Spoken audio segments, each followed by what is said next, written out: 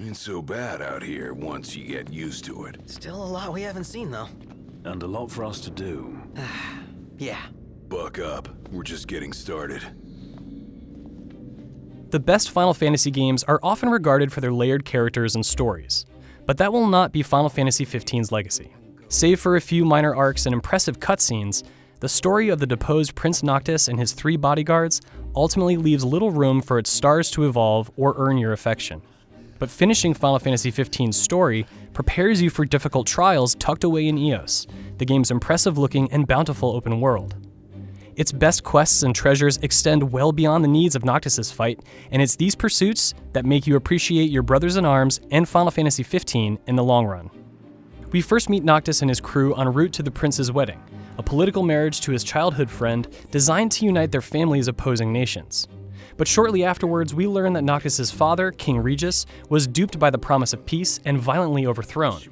In an effort to reclaim his birthright and restore balance to his world, Noctis must locate ancestral weapons scattered in lost tombs across Eos, battle hundreds of monsters, and go toe-to-toe with all-powerful gods. This is the Archean? Seems we woke the big guy up.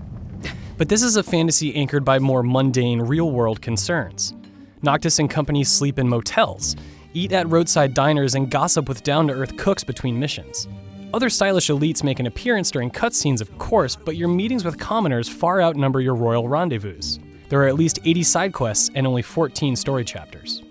For the vast majority of the game, there's a very real disconnect between your party and the outside world that's never properly addressed. I was just thinking I could use a few extra hands for catching frogs, to be precise. Wait, what? Final Fantasy XV embraces contemporary open-world principles from the start. Outside of a few linear story missions, you're free to explore sprawling environments and take on dozens of side quests at your leisure. But dedicating your time to rewarding pursuits has a side effect. The more comfortable you become living in Eos doing honest work, the further away and less important Noctis's concerns feel. It doesn't help that most NPCs would rather talk about their magazine publishing business or recipes than important world affairs. And as far as your bodyguards are concerned, they're content cruising around Eos in their fancy car, cracking jokes and taking selfies. With Noctis's crew, Gladiolus the muscle, Ignis the brains, and Prompto the comic relief, what you see is what you get. Each character is treated to a time in the spotlight during story missions, but these events, which seem major in the moment, have little long-term impact. They make for upbeat travel companions, offering tons of colorful banter during your travels, but it is disappointing to see supporting characters, a group that typically has diverse backgrounds and curious personalities in Final Fantasy games, relegated to cliched, unbending roles.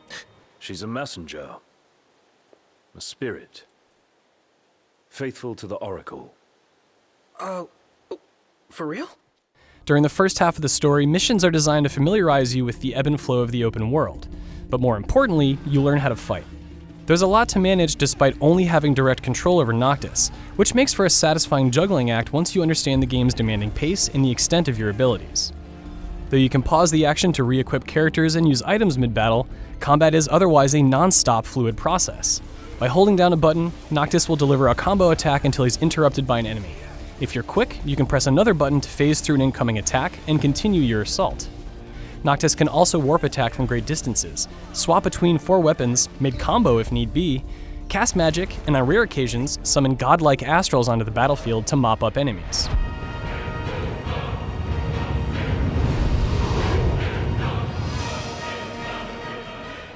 Astrals are powerful beings that align with Noctis throughout the story to be summoned later in a time of need.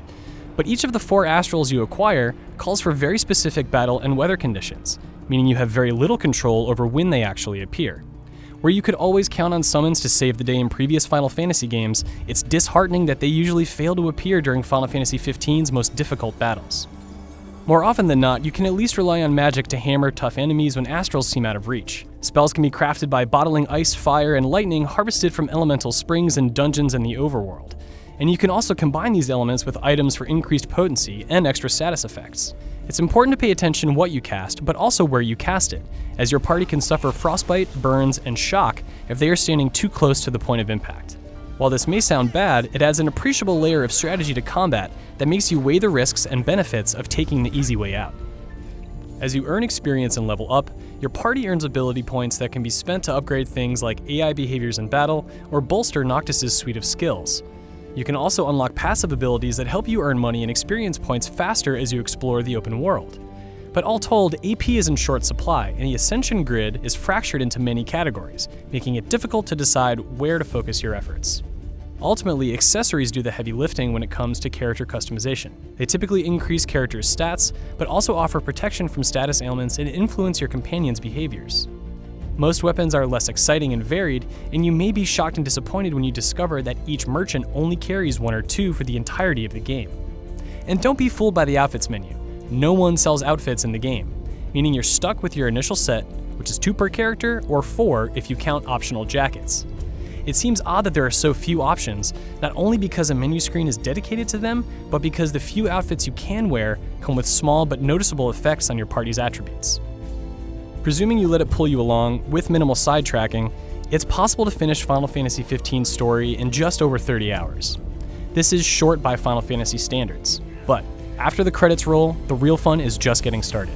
Over 60 hours into my quest, I recently discovered strange locked doors, unlike anything else I've seen up until this point, nested inside the inner sanctums of already high-level dungeons. I have no idea how to open them, but my party's amazement, in addition to my own, is enough to make me want to find a way.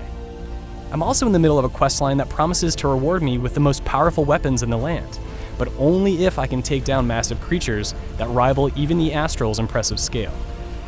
Final Fantasy XV's in-game content is some of the best in the entire game, and when it's all said and done, these are the moments I will remember most.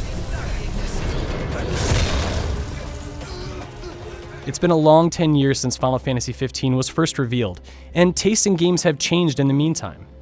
While it's safe to assume fans and outsiders will find some aspect of Final Fantasy XV disappointing, be it the shallow story or the outlandish cast, it would be hard for anyone to deny that Final Fantasy XV is a fascinating experience.